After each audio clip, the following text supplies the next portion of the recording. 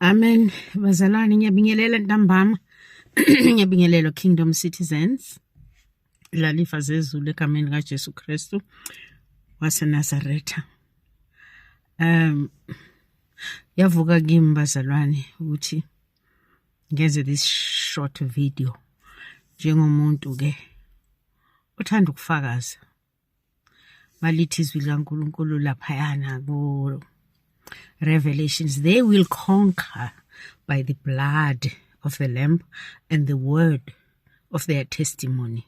That is how I will conquer. I will conquer. I can assure you. Ngizofakaza. Ngeqiniso. Iqiniso eliyini eliuJesu Kristu uthi I am the way, the truth and the life. Now, okwenzakalayo ke right now, social media or what have you, I don't have a problem. I've been waiting for this long time ago, bazalwane. I used to say to myself, noma mangidiscussa nabanye abazalwane ngangihamba nabo then, ngithi engabe njengoba sibona these great men and women of God who are so eloquent, who are, known worldwide.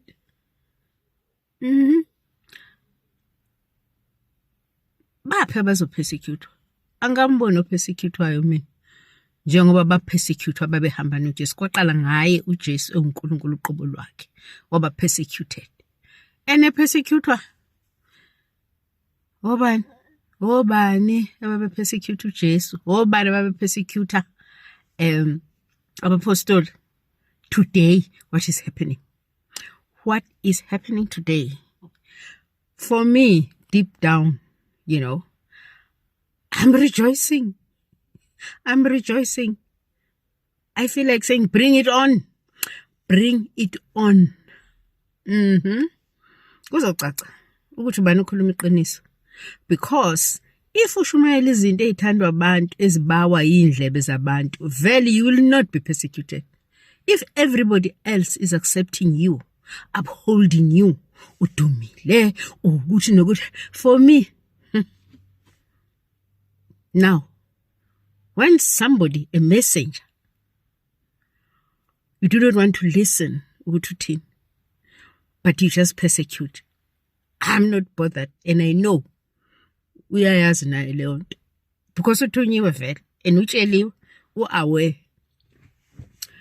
ukuthi these things shall happen.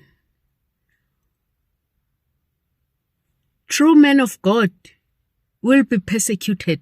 Cela ukuntshela oshumayela eziyizo uzopersecutwa. NoJesu somewhere likhona iverse alishoyo athi they will persecute you because they have persecuted me. Now ke ubani othi asingahlanganyele enhluphekweni zikaJesu? Kube nje usomlasi nje, kube uthebelele nje. Kanjani? No. Akuhambi kanjalo. The true gospel izobonakala ngokuthi upersecutwe. Uzopersecutwa. So as I say, ngifakaza ngiyangijabulisa nje ukuthi iminyaka uNkulunkulu angiphe wona. Ngibona lezi zinto engangiyibuza ukuthi uphi or baphi abazopersecutwa babizwe ngoma culti. Mina ngazi ukuthi culti nivele ningazi ukuthi kuthiwani vele lapha kuvaliwe. Hayi, abaphumelele shoshelazini labo bantu. Kwaziwe ukuthi 1 2 and 3 and 4 hayi kuba isecret. But whereby khanyukwa kanje ku social media kuquotewe the word of God, kufundwe scripture, still thiwani abadukisi. Wake up, wake up.